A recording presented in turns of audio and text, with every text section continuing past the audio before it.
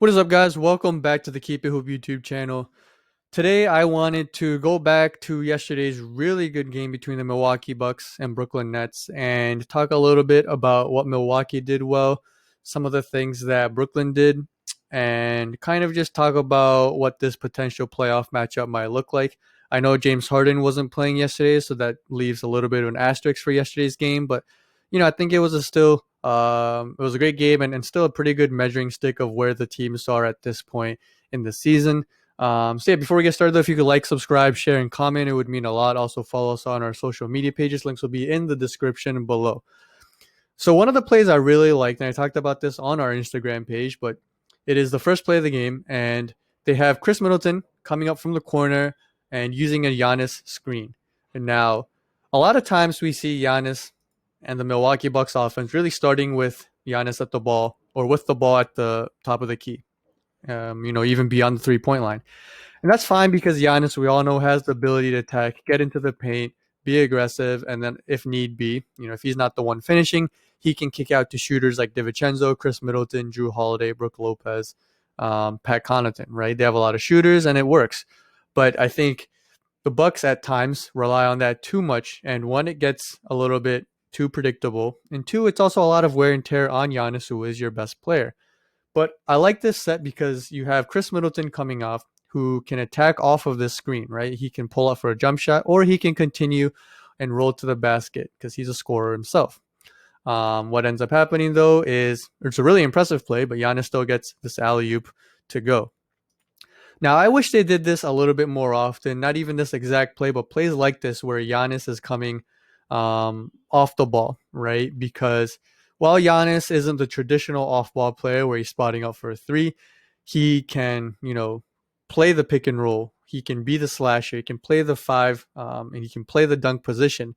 And you have both Chris Middleton, Andrew Holiday, and even Pat Connaughton and DiVincenzo to a degree who can play the pick and roll.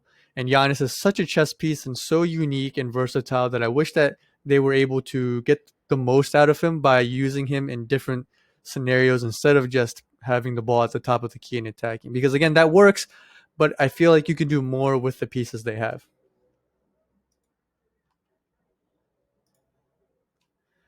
Now, one thing that I will say is DeAndre Jordan played Giannis, somewhat well for the most part yesterday. And I say that because he stuck to their defensive schemes and their philosophy. They were giving Giannis a lot of space, daring him to shoot the three, and we'll talk about that later. But on this play, you know, he does a decent job. Giannis sees that he's going off a little bit, so he goes at him and then gets the mid range to go. Now, it's actually pretty good defense by DeAndre Jordan. And if you're the Nets, if these are the shots that Giannis and Milwaukee is getting, you live with this because I honestly don't think Giannis is going to hit this too consistently in the playoffs. Now, I think he can get it to go at times. And sometimes that's enough with his athleticism, his explosiveness, the points he's going to get at the paint, the amount of times he's going to get to the line. If he can get a few of these to go along with maybe a couple post moves, should be fine. But you start to see the problem that, when he's hitting these mid range shots and then some of the 3 point shots we'll talk about later on, and he's doing the usual things he usually does, that's when you can start to see the 40, 50 point games. And the problem with relying on James Harden, or at least talking about him coming back, is yes, he's going to make the jobs of Kyrie and Kevin Durant and even Joe Harris easier. James Harden isn't going to solve the defense on Giannis or other guys like Joel Embiid that the Nets might have to get through to get to the finals. So that is something to keep an eye on and something to note because, paint defense has been a problem for the Nets all year, and James Harden coming back isn't going to help with that. So another thing that people have kind of questioned about the Nets is their toughness and physicality. And that toughness is also mental as well, right? But Milwaukee's a very physical team led by Giannis, right? And Brook Lopez isn't the most athletic, but he's a pretty physical big guy as well. You have Drew Holiday, who is pretty physical on both sides of the ball. And then you have guys like Pat Connaughton, supreme athlete, actually. I think he got the highest vertical leap of his draft class at the combines. You also have guys like PJ Tucker, who played almost 2 full seasons as an undersized center, and he's not afraid to get his hands dirty and get down for loose balls and stuff. And you see a play here where Giannis, going to the mid range again, the fadeaway doesn't get this one to go. So again, which is what I'm saying. I don't think that the Nets can be too upset at this kind of shot. But PJ Tucker comes out of nowhere, fights for it, and Giannis gets an easy look. And these are the types of shots and points that if you're going up against the guys like Giannis, the superstars, you don't want to let them get easy looks like this because that's when they can start feeling it and then start taking over games. So let's talk about the Brooklyn side of the ball, right? The Brooklyn side of offense, at least. I will say the PJ Tucker signing, the midseason signing was or trade, I guess, was really big. And I think it's big, especially for this series, because if these two teams end up meeting, the Bucks now have another body they can throw at Kevin Durant, right? Chris Middleton and Giannis are definitely going to get their time on Kevin Durant as well. But you have a scenario now where you have another guy coming off the bench you can throw at Kevin Durant, and he plays really good defense here. But kind of contrary to what Milwaukee was doing, Milwaukee was getting a lot of dunks, a lot of easy looks. Kevin Durant, this is still a really nice shot, and Kevin Durant's one of the greatest scorers of all time, if not the greatest scorer of all time. But a lot of his points yesterday had to come from going ISO, multiple moves, and then having to rise up and shoot over Giannis, PJ Tucker, Chris Middleton. And again, he's capable of making these on any given night, right? But you still want to make it as easy as possible. And that's where James Harden coming back will help. But the Brooklyn Nets offense still looked a lot more difficult than the looks that Milwaukee was getting. So again, Giannis going to the post now. He really doesn't seem to be bothered by really anyone in the league, but doesn't, especially yesterday, didn't seem bothered by DeAndre Jordan. Goes there, doesn't even really make a move. Over right shoulder, left hand hook, really nice move. And again, nobody on the Nets can really stop that, right? So that's something they're gonna have to live with. And if they see that Giannis is making threes and mid-range shots, then he's going to keep going off for 40 points. Again, so this is what I was talking about. PJ Tucker just plays really nice defense here, and Kevin Durant has to work really hard. Not an easy shot. So for most of this year, we've talked about the Nets defense and how it's going to be the one thing, probably besides health, right? The one on-court thing that holds them back from winning a ring, or at least getting to the finals. Right here, you see Kyrie ends up giving Jeff Teague a lane to the basket. KD has to help out a bit. Really bad closeout by KD. KD should know that with his length, he doesn't need to close out this hard. But instead, closes out too hard. Pat Connaughton just drives right past him. DeAndre Jordan then has to come help. And then Giannis gets a wide open dunk because of that, right? So, their defensive chemistry and communication has been off all year, it seems, and part of it is just effort and execution. But again, it's going to be the one thing that they need to work on if they want to be as great as they can be. I like this action here. Chris Middleton has the ball. PJ Tucker sets the screen prematurely after Chris Middleton passes it, and then they're going to give another handoff to Chris Middleton so he gets his head of steam and a switch. Because Landry Shamet isn't a great defender, Chris Middleton can now take advantage of that. Chris Middleton is going to be one of the X factors for this series if they end up meeting in the playoffs, but just in the playoffs in general for Milwaukee. We've talked about his inability to be consistent in the playoffs. He's had some really solid playoff series. He's also had some really bad games in the past, inefficient shooting. And, for the Bucks to be as good as they want to be and for them to get as far as they want to go, Chris Middleton has to be that second solid scorer for Giannis and the Bucks. And he does a really nice job of taking this mismatch and then goes under. You can see, we talked about this in other videos, but Brooklyn really doesn't have a rim protector, right? DeAndre Jordan and Claxton are close to it, but they go small a lot when they prioritize offense. And you can see with Kevin Durant being the tallest guy and he's out on the perimeter guarding perimeter players, Joe Harris, Jeff Green, these guys aren't going to protect the rim at all. And that's going to be really concerning, especially when playing Milwaukee and Philadelphia. I hate to harp on this, but same thing. Kevin Durant having to do this on him by himself. Pretty good defense by PJ Tucker. Now, granted, Kevin Durant can rise up and shoot over most people. Again, I wouldn't call this an easy shot per se. So the thing Brooklyn did a lot yesterday was really dare Giannis to shoot the three, right? You can see how much space DeAndre Jordan is giving Giannis. Giannis happened to be making his threes yesterday, so it worked out for Milwaukee and for Giannis, which is why he exploded for 40-something points. But, if this isn't going, then Milwaukee has to think about what they want to do. Now, giving this much space isn't necessarily, an easy thing to do either, because even if the shot isn't going, let's say if Chris Middleton can clear out, right? Let's say you have Brook Lopez on this side. He slides down, and then you have Drew Holiday kind of come up here, and then Giannis starts a little bit out here. So, right, you have a situation now where, let's see these red arrows are where the Bucks 4 players will be, and Giannis then has all of the paint to himself to attack DeAndre Jordan.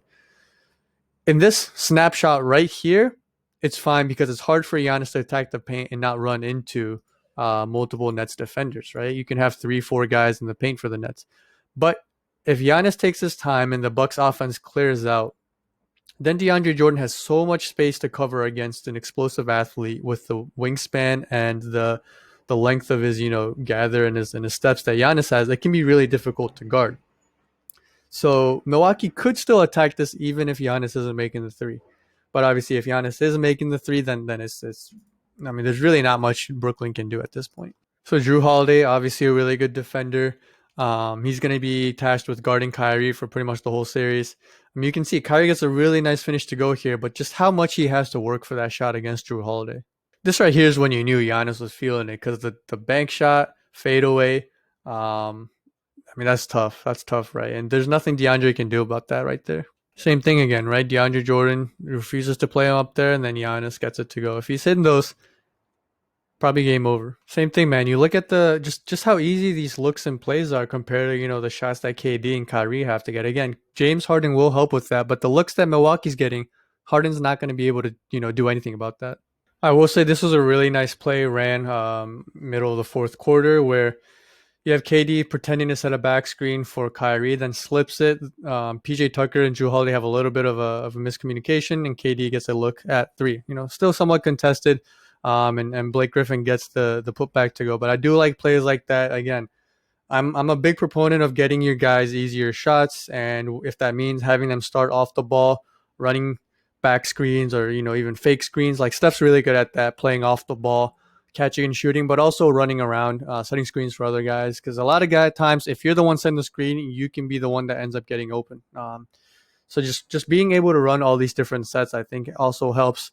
Again, James Harden coming back is going to help with that as well. But I mean, just the quality of looks Brooklyn was getting last night, I don't think is something that they are happy with. There, KD was able to just kind of go superhuman and make a lot of shots, but especially when you're running an offense with the minds of Steve Nash and Mike D'Antoni, I'm sure they have more up their sleeves and there's more that they want to do and more they want to get out of this offense with the players that they do have. So there were times down the stretch where they went with Blake Griffin guarding Giannis a little bit quicker than DeAndre Jordan, and it didn't matter, right? Like he just blows right past them, makes it look easy. And there were a lot of plays like that where he showed how slow and older and hurt Blake Griffin looked. KD ends up hitting a really tough shot on the other end, but you can see just like the comparison, right? Giannis versus KD, the looks they get is just night and day. So this right here was key because I do want you guys to take note of Giannis's reaction after the shot, but there's going to be times where if they need a three or they need a basket and Giannis is either tired or being doubled or whatever, where Chris Middleton is a lot of times going to be the guy that has to go and get his own shot. Drew Holiday is very capable of it, and I do think that in the series against the Nets, Drew Holiday might have to be more aggressive than usual on offense because he's going to have Kyrie on him a lot.